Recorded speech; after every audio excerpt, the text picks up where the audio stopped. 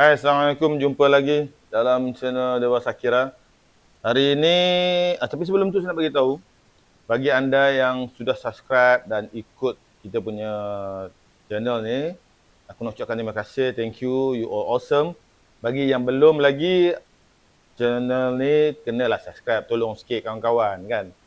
Hari ini aku nak tunjukkan pada korang tentang detail tentang satu tutorial untuk AdSem, di mana AdSem ni adalah satu sistem yang aku bina untuk membantu korang GPK atau guru penyelaras co-curriculum, sama ada sukan ke, pakaian uniform ke, kelab satuan ke, untuk mengurus hal-hal tersebut.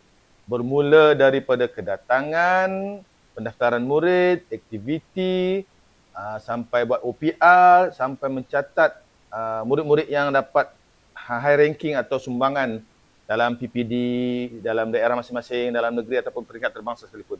Semuanya berada dalam satu desktop dashboard ini. Okay? So, bagi korang yang belum mengenalinya, boleh tengok dekat hujung nanti akan muncul satu video tentang exam penerangannya, panggil exam.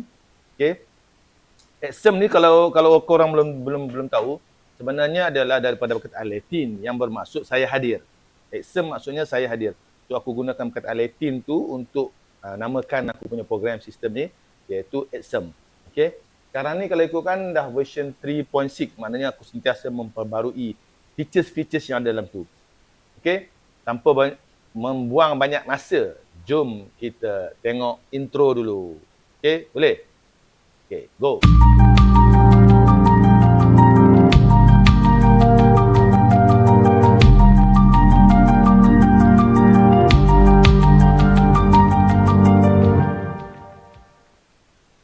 Okey, dah. Okey, ini kalau korang nak cuba, korang boleh masuk dalam akaun demo yang aku bagi link kat bawah ni. Korang boleh main-main untuk mengenali apa itu exam, nak feel bagaimana mudahnya dan powernya exam ni untuk mengurus korang punya core curriculum, apa saja kan. Ada link kat bawah. So akaunnya kalau korang klik dekat dia punya login tu, dekat bawah tu ada maklumat untuk demo, iaitu admin. Kalau korang nak tengok demo sebagai admin, korang type admin sekolah punya admin. Kalau korang nak try guru punya demo, korang tengok dekat guru nama Rizal kat situ.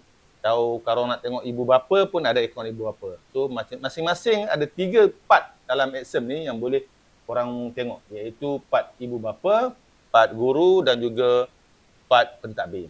Okay, sekarang aku nak tengok sebagai pentadbir SUKOM. First kali korang andaikan ini kosong, bagaimana korang nak masukkan badan-badan uniform atau kelab-kelab dalam korang punya dashboard ni kan. So korang first kali korang pergi kat urus co-curriculum. Okay, kalau tengok dekat sini dalam demo dah ada, tapi kalau korang baru install kosong, korang akan masuk dekat sini. Nama kumpulan ni maksudnya nama kelab uniform tersebut atau persatuan-persatuan yang korang nak. Contohnya kalau dekat sini dah ada bola sepak, bola sabit, kelab komputer, netball, pengakap persatuan. Yang tak ada ialah persatuan bahasa Melayu. Yang tak ada katalah kelab catur. Kan?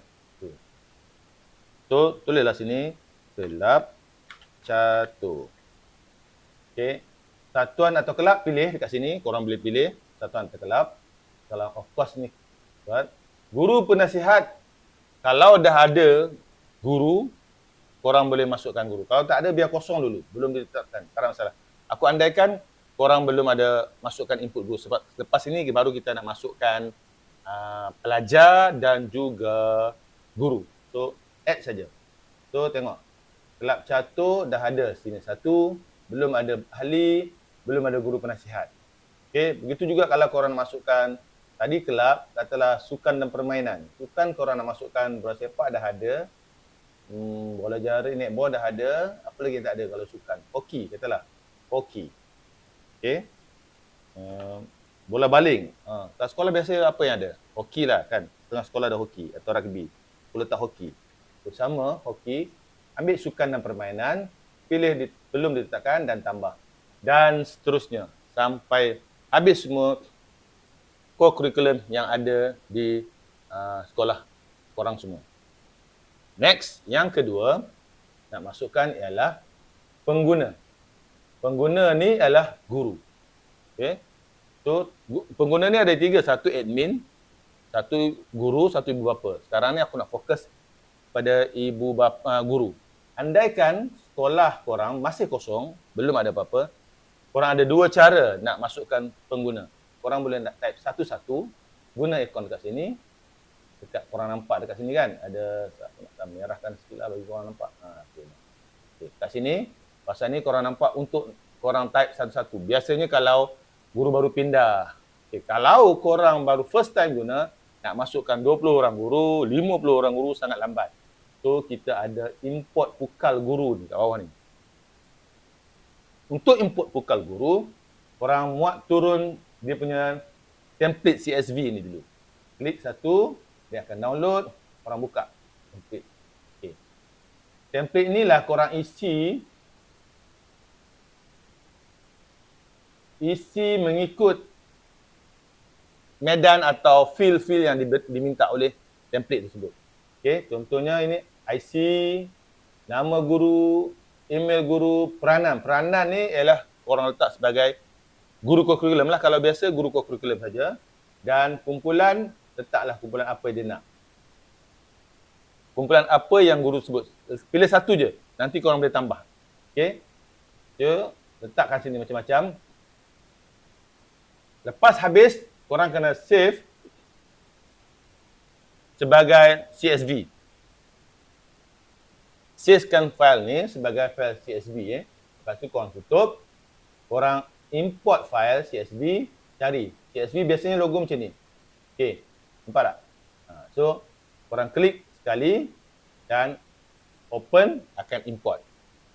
Kedua-dua cara ni terpakai untuk student juga. Sama juga untuk student. Klik kat student.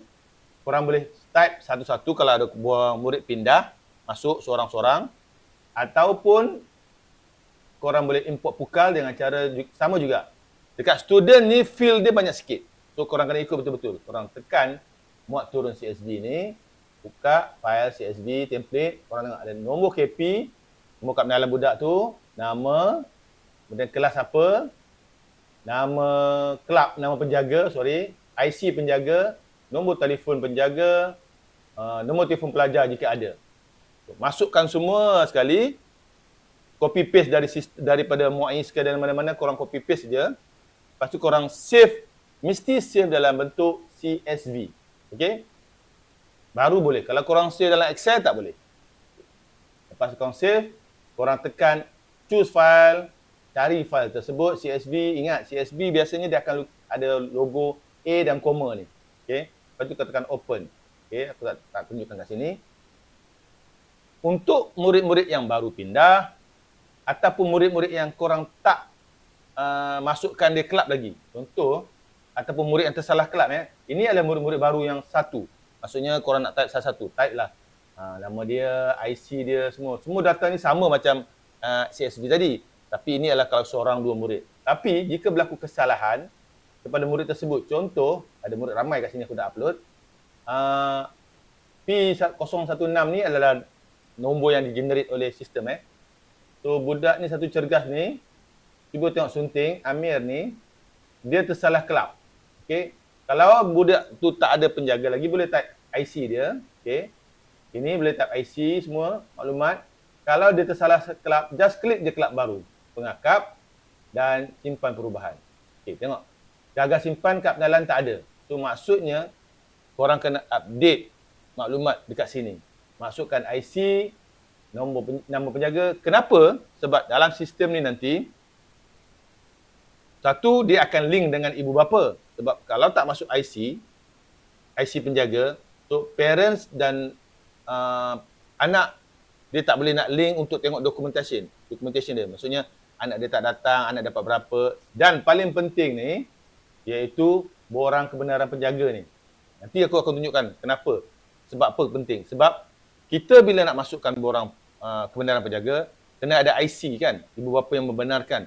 So that's why, sistem akan panggil, kita pilih saja murid yang mana nak, sistem akan panggil, ini murid tunggal, sistem akan panggil murid tersebut automatik data akan isi kepada nama ayah, IC ayah, nama anak, IC anak, MyKid, dan guru hanya perlu isi maklumat yang simple iaitu tarikh dan tempat. Lepas tu boleh jana sistem ni dah boleh jana surat kebenaran penjaga ni. Okey. So balik pada tadi pelajar tadi, so mana-mana pelajar yang tak ada maklumat ibu bapa, so kena update dekat sini. So that's why aku cadangkan tadi kita tadi masa awal-awal daftar lebih baik penuhkan maklumat ini. Nama penjaga, IC penjaga, nombor telefon penjaga. Yang ni korang kena penuhkan. Okay, siap, senang. Sebab tak payah buat kerja 2 kali. Okay. Benda tu semua ada dalam MOIS. Korang download je MOIS, minta pada guru data dan masukkan. Okay. Sebagai, aku yakin sebagai GPK Code dan SU, mesti maklumat tu korang dah ada. Upload saja dan save sebagai CSV. Korang akan dapatlah semua pelajar-pelajar. So, 3 perkara kita dah buat dekat sini. Hari ini punya tutorial ialah, satu, korang dah urus kurikulum, korang dah upload dan namakan kelab-kelab yang ada dekat kelas, dekat sekolah korang. Korang dah urus pengguna dan juga korang dah urus pelajar. Simple. Habis semua ni, tinggal satu kerja je lagi, iaitu kita nak buat QR code, nak print. Tu next video. Tapi kalau korang dah tahu, korang boleh buat je, teruskan. Lepas tu korang dah boleh guna. Okay? So, bagi yang baru nak kenal-kenal, seperti yang aku cakap tadi, korang tengoklah dekat link bawah, aku ada bagi link untuk korang try exam sistem ni. Dan juga korang boleh explore lah main-main macam mana kan. Tak ada masalah. Dia takkan rosak punya. Kalau korang salah upload, dia akan error, korang buat lain. Sebelum korang nak try. Kalau korang berminat nak try atau nak pasang sistem ni dekat sekolah korang masing-masing, korang bagi komen dekat bawah, insya-Allah kita boleh berbual-bual. Buat masa ni ada 10, lebih balance lagi 6 akaun yang aku boleh bagi percuma akaun ni pada korang. Sebab nak upload ataupun nak buat sistem ni ke internet, dia kena ada domain. Domain tu berbayar. So sekarang ni kalau korang tengok dekat alamat exam tu kat atas ni, kalau korang tengok, aku tunjukkan kepada korang Kalau korang tengok dekat atas ni, ni exam.sakiradamai ni, Sakira Damai ni sebenarnya adalah aku punya domain. That's why exam tu berada kat depan. Exam tu subdomain. Kan? So kalau korang sekolah nak free, korang ada 4 atau 5 tak silap. Ada 5 lagi akaun yang free yang aku boleh bagi pada korang untuk tumpang domain aku. So sekolah korang @sakiradamai.com. Tapi kalau korang nak minta aku uruskan domain sekolah sendiri, contohnya sekolah korang, Sekolah Menengah Ahmad Bustamam, smab.com atau .edu, itu baru kena bayaran lah sebab sebab domain bukan free. So aku akan charge biasanya kat kawan-kawan RM150 setahun untuk uruskan sistem ni dipark dan diupload ke domain masing-masing. So, kalau korang nak free, korang masih ada 5-6 akaun lagi untuk korang upload dekat domain aku, tumpang dan gunalah sampai bila selagi aku hidup, kan? Sebab bila owner domain dah meninggal, bayaran domain tak bayar, so dia akan sekat lah domain tu, kan? Okay, jumpa lagi next tutorial. Assalamualaikum, jangan lupa subscribe. Bye.